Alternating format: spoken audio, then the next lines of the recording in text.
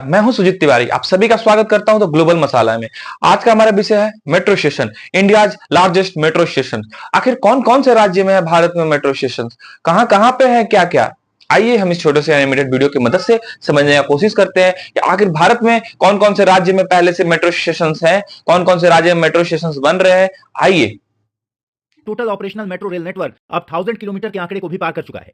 यही नहीं, इंडिया जिस तेजी से देश के अलग अलग शहरों में मेट्रो रेल का जाल बिछाता जा रहा है, उसे देखते हुए union minister of housing and urban affairs Manohar Lal Khattar का यह कहना है कि आने वाले कुछ महीनों में ही इंडिया यूएसए के 1408 किलोमीटर के मेट्रो ट्रैक के आंकड़े को पछाड़कर दुनिया में second largest metro train network develop कर लेगा। अब ऐसा हो भी क्यों ना। आफ्टर ऑल, आज से लगभग 10 साल पहले यानी 2014 तक देश के केवल 5 शहरों में ही मेट्रो ट्रेन देखने को मिलती थी। इनमें से मुंबई, कोलकाता और बेंगलुरु के अलावा 2 शहर तो एनसीआर में ही मौजूद थे, जहां इन सब के मेट्रो नेटवर्क की टोटल लेंथ ही 240 किलोमीटर के आसपास थी। लेकिन आज देश के 11 राज्यों के 23 शहरों में मेट्रो ट्रेन प्रोजेक्ट्स चलाए जा रहे हैं। यही नहीं, जहां 2014 में मेट्रो ट्रेन का कंस्ट्रक्शन पेस महज 600 मीटर पर मंथ था, वहीं 2014 में यह बढ़कर 6 किलोमीटर पर मंथ हो चुका है। यही कारण है कि बजट 2025 का यह दावा है कि आने वाले 5 सालों में इंडिया अपने मेट्रो नेटवर्क को कम से कम दोगुना कर लेगा।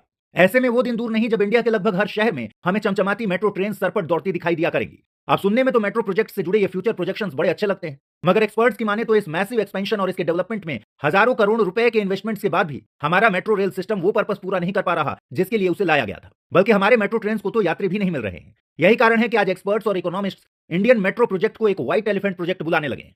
जी हाँ, वही सफेद हाथी जिसके केयर और मेंटेनेंस पर खर्चे तो बहुत ज्यादा हैं, मगर इस इन्वेस्टमेंट के बदले में प्रॉफिट या आउटकम न के बराबर ही रहता है। बल्कि इसके उलट आंकड़े तो ये भी बताते हैं कि देश के मेट्रो प्रोजेक्ट्स की वजह से हमें हर साल हजारों करोड़ रुपयों का लॉस झेलना पड़ रहा है। ऐसे में सवाल ये उठता है कि क्या वाकई हमारे मेट्रो प्रोजेक्ट्स यूजलेस हैं, जिन्हें हमारी गवर्नमेंट्स केवल वाहवाही बटोरने के लिए बनाई जा रही है, या वाकई इन प्रोजेक्ट्स के पीछे कोई लॉन्ग टर्म प्लान मौजूद है। तो चलिए आज के इस वीडियो में हम इसी डिस्कशन को आगे बढ़ाते हैं। दोस्तों, अगर हम मीडिया रिपोर्ट्स की माने तो गवर्नमेंट ऑफ इंडिया 2014 से 2022 के बीच ही देश भर में चल रहे मेट्रो प्रोजेक्ट्स पर 90,000 करोड़ रुपीस से ज्यादा खर्च कर चुकी थी। इतना ही नहीं, फाइनेंशियल ईयर 2023 और फाइनेंशियल ईयर 2024 में मेट्रो प्रोजेक्ट्स के लिए गवर्नमेंट ने कुल मिलाकर लगभग 45,000 करोड़ रुपीस का बजट एलोकेट किया था। मगर यदि हम देश के मेट्रोज की राइडरशिप पर नजर डालें तो इंडिया का यह मेट्रो प्रोजेक्ट एक फ्लॉप शो साबित होता दिखाई दे रहा है। अब देखिए ना, लास्ट ईयर ही आईआईटी दिल्ली ने रिपोर्ट पब्लिश की। इसके अकॉर्डिंग हमारे देश की मेट्रो ट्रेन अपने प्रोजेक्टेड राइडरशिप का 50% भी अचीव नहीं कर पा रही। जहां जयपुर, आगरा, लखनऊ और पुणे जैसे शहरों में चलाई जा रही मेट्रो को 25 to 30% कम्यूटर्स भी नहीं मिल पा रहे हैं। अब हालांकि मेट्रो प्रोजेक्ट्स अपने प्रॉफिट्स अर्न करने के लिए केवल कम्यूटर्स से मिलने वाले रेवेन्यू पर डिपेंडेंट नहीं है, बल्कि गवर्नमेंट के पास अर्न करने के लिए मेट्रो स्टेशन पर लगाए जाने वाले एडवर्टाइजमेंट से लेकर दूसरे सोर्सेज भी मौजूद हैं। लेकिन जब मेट्रोज की राइडरशिप ही इतनी कम है तो गवर्नमेंट इन दूसरे तरीकों से भी अर्न नहीं कर पा रही। नतीजा यह है कि मेट्रो प्रोजेक्ट्स अपना ऑपरेशनल कॉस्ट निकालना तो दूर, year after year loss accumulate करते जा रहे हैं। यकीन ना हो तो आप मेट्रो ट्रेन प्रोजेक्ट्स की इस एनुअल रिपोर्ट पर नजर डाल दीजिए, जिसे यदि जोड़कर देखा जाए तो हमारे ये मेट्रोज कुल मिलाकर हर साल हजारों करोड़ रुपयों का लॉस बेयर कर रहे हैं।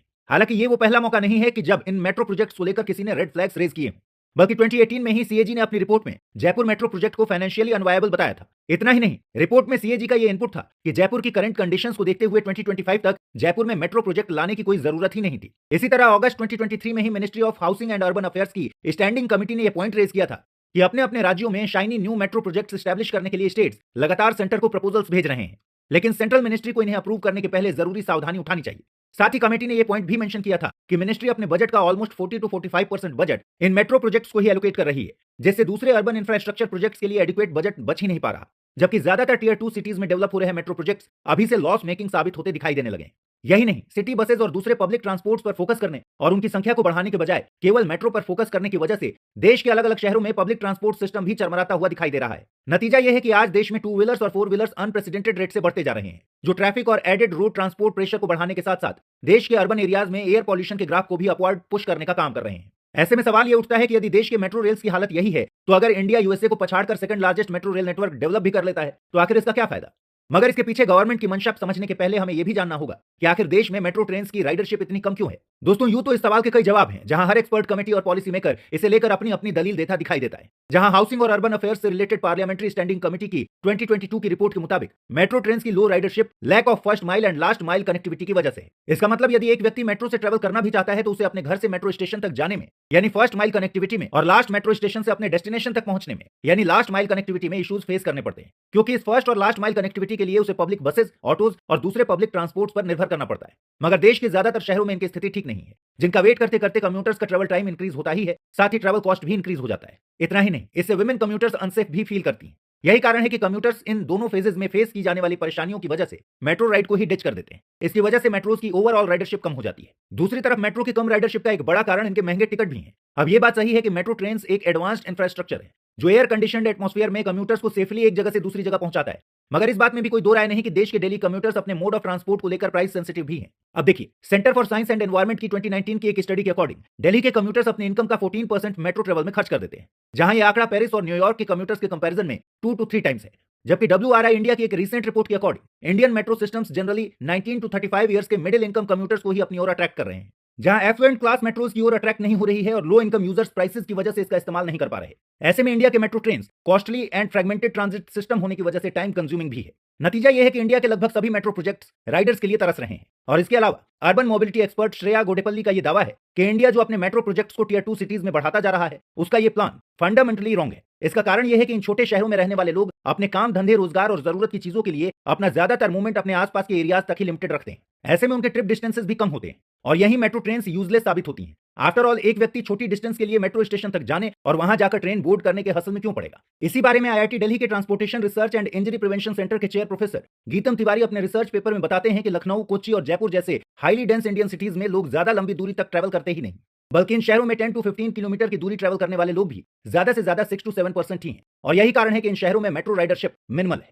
बल्कि इस रिपोर्ट के अकॉर्डिंग दिल्ली और मुंबई जैसे बड़े शहरों में भी नियरली 35% रेजिडेंट्स का डेली कम्यूट 5 किलोमीटर के अंडर ही रहता है। मगर हाई पॉपुलेशन की वजह से ये मेट्रो प्रोजेक्ट्स लॉन्ग रन में वायबल बन जाते हैं। इसके उलट देश के टियर 2 सिटीज की तो पॉपुलेशन ही इतनी कम है कि यहाँ डेवलप किए जा रहे मेट्रो प्रोजेक्ट्स किसी भी नजरिए से प्रैक्टिकल नहीं है और इसीलिए नियर फ्यूचर में यहाँ की राइडरशिप कम ही रहने वाली है। ऐसे में आप अब तक ये समझ गए होंगे कि आखिर क्यों एक्सपर्ट्स इंडियन मेट्रो प्रोजेक्ट को एक व्हाइट एलिफेंट बुला रहे हैं। मगर ये कंक्लूजन फॉर्म करने से पहले हमारे लिए ये जरूरी है कि हम देश में चल रहे मेट्रो प्रोजेक्ट से रिलेटेड एनालिसिस का दूसरा साइड भी जान लें, वो साइड जो हमें ये बताता है कि भारत के लिए मेट्रो ट्रेन डेवलप करना आखिर क्यों जरूरी है। दोस्तों, देश के पॉलिसी मेकर्स लगातार इस बात को अंडरलाइन करते हैं कि इतनी जल्दी देश के मेट्रो प्रोजेक्ट्स को यूजलेस या व्हाइट एलिफेंट डिक्लेयर कर देना गलत होगा, जिस बारे में बीते साल ही ministry of housing and urban affairs ने मेट्रो ट्रेन की लो राइडरशिप के क्लेम के रिस्पॉन्स में एक मीडिया रिपोर्ट पब्लिश की थी, जहां उनका कहना था कि हमारे देश के मेट्रो रेल नेटवर्क में से ऑलमोस्ट 3/4 नेटवर्क बीते 10 सालों से भी कुछ कम समय में कंसीव, कंस्ट्रक्ट और ऑपरेशनलाइज किए गए हैं। इनमें से ज्यादातर को तो अभी कुछ ही साल हुए हैं। ऐसे में अभी से लो राइडरशिप का आर्गुमेंट देकर पूरे मेट्रो रेल प्रोजेक्ट को ही फेल बता देना गलत होगा। बल्कि अगर हम ब्रॉडर पर्सपेक्टिव में देखें तो अपने नेसेंट स्टेज में भी देश की मेट्रो ट्रेन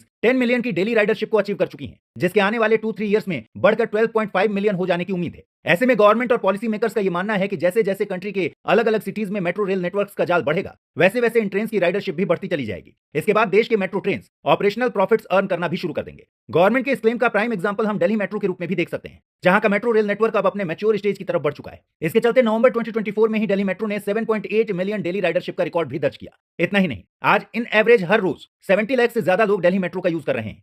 साथ ही आज DMRC पीक आवर्स पर कुछ पर्टिकुलर रूट्स पर 50,000 लोगों से ज्यादा को पर आवर कम्यूट कराने में हेल्प करती है। एक एस्टिमेट के अकॉर्डिंग इस हाई डिमांड को पब्लिक बसेज से फुलफिल करने के लिए ही एक डायरेक्शन में हर घंटे कम से कम 715 बसेज को चलाने की जरूरत पड़ेगी। ऐसे में जरा सोच कर देखिए, क्या होता यदि इंडिया ने आज से कुछ डेकेड्स पहले दिल्ली मेट्रो का प्रोजेक्ट न शुरू किया होता तो? ऑब्वियसली उस केस में ये सभी लोग दिल्ली के already under pressure road transport पर और अधिक बर्डन डालते। इसके प्रेशर में आकर हो सकता है कि अब तक दिल्ली का पब्लिक और प्राइवेट रोड ट्रांसपोर्ट सिस्टम चौपट हो चुका होता। इतना ही नहीं, आज दिल्ली का मेट्रो सिस्टम ही उसकी ऑलरेडी पॉल्यूटेड एटमॉस्फेयर को एक ग्रीन और सस्टेनेबल ट्रांसपोर्ट सिस्टम प्रोवाइड करा रहा है। मगर अब आप कहेंगे कि ये तो हम दिल्ली की बात कर रहे हैं। व्हाट अबाउट दैट आर्गुमेंट जो आगरा, भोपाल और जयपुर जैसे देश के कंपैरेटिवली छोटे शहरों में मेट्रो ट्रेन की प्रैक्टिकलिटी पर सवाल उठाते हैं? तो दोस्तों, उसे लेकर भी पॉलिसी मेकर्स का यह आर्गुमेंट है कि जैसे जैसे इंडिया की इकोनॉमी और अर्बनाइजेशन की पेस बढ़ रही है, वैसे वैसे उसके शहरों का साइज और पॉपुलेशन भी बढ़ती जा रही है।